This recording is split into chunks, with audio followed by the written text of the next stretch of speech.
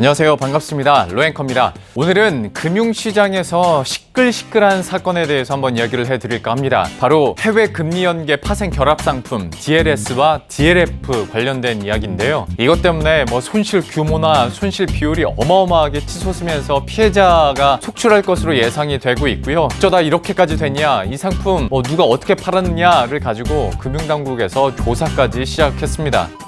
자, 우선 DLS 그리고 DLF가 뭐냐? 해외 국채나 금리를 기초자산으로 해서 만든 파생 결합 상품입니다. 그러니까 이 기초자산의 가격이 오르면 수익률도 높아지고 기초자산의 가격이 떨어지면 수익률도 마이너스로 전환되는 상품인 건데요. 이번에 문제가 된 상품들이 해외 국채 금리를 기반으로 한 상품들입니다. 금리가 약정 수준 이상이면 한 3%에서 5%의 수익률을 얻게 되는 거고, 그 범위 아래로 떨어지게 된다면 원금 100% 손실까지 날 수 있는 고위험 상품이죠. 금융감독원 발표를 보면 해외 금리 연경 상품의 판매 총액이 8,224억 원이나 되는데요. 그런데 문제는 우리은행하고 하나은행에서 이 대부분의 금액을 팔았습니다. 두 곳 합쳐서 7,900억 원어치를 팔았으니까요. 개인 투자자 3,600명 정도가 7,300억 원을 투자했으니까 그냥 단순하게 계산했을 때 1인당 2억 원 정도를 꽤 큰 금액을 투자했다는 거예요. 이런 고위험 상품에.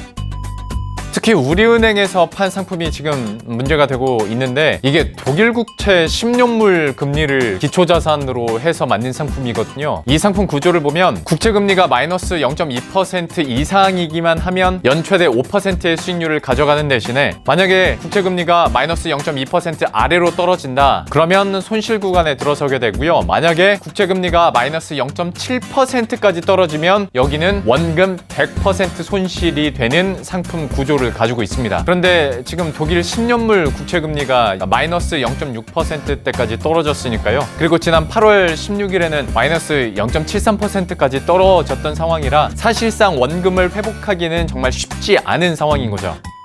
자, 이쯤 되면 몇 가지 의문이 들죠. 원금 손실이 100%까지 가능한 상품인데 기대 수익률 한 4%에서 5% 받겠다고 이 상품을 가입하는 사람들이, 그것도 2억 원씩이나 투자하는 사람들이 정말 있을까? 상식적으로 잘 이해가 안 가잖아요. 그러다 보니까 이 상품 자체를 판매하는 과정에서 불안전 판매가 이루어졌다라는 얘기가 나옵니다. 그러니까 이렇게 설명을 해주는 거죠. 안전한 선진 시장에 투자를 하는 상품이고, 만약에 이게 마이너스 0.2% 아래로만 떨어지지 않으면 예적금 금리의 2배 이상의 금리로 이자를 받아가실 수 있다, 수익을 얻으실 수 있다, 이렇게 설명을 했을 수가 있는 거죠. 그리고 기초자산으로 하고 있는 그 나라가 독일이지 않습니까? 사실상 EU 경제를 끌고 갔다시피 했던 독일이니만큼 설마 독일이 망할 리가 있겠어요? 이렇게 얘기했을 수도 있는 부분이고, 때문에 투자자 입장에서는 그래, 독일이 그렇게까지 꺾일 일이 있겠어? 어느 정도 선 아래로만 내려가지 않으면 된다니까, 그래 예적금 넣는 대신에 여기다가 투자 상품을 해보자 라고 생각하셨을 수도 있습니다. 이 과정 자체가 불안전 판매의 여지가 있다라는 거고요.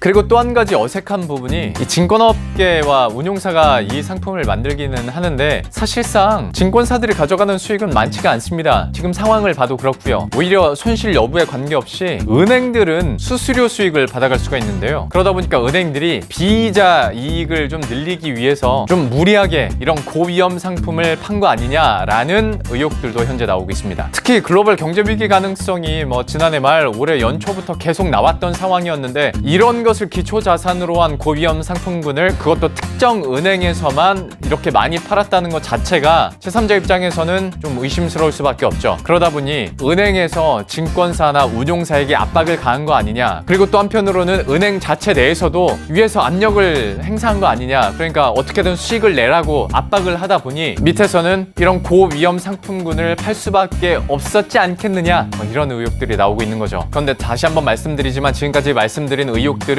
그야말로 진짜 추정입니다. 정말 그랬다라는 게 아니라 지금으로서 추정이 되고 있다라는 부분을 알려드리는 거예요.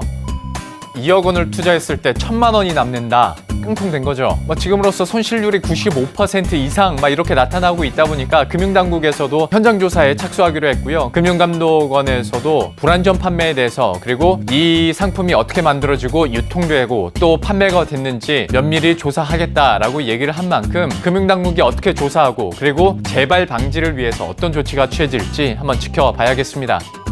그럼 저는 여기서 인사드릴게요. 도움이 되셨다면 구독과 좋아요 한 번씩만 클릭해 주시고요. 저는 다음 컨텐츠에서 다시 찾아뵙도록 할게요. 안녕!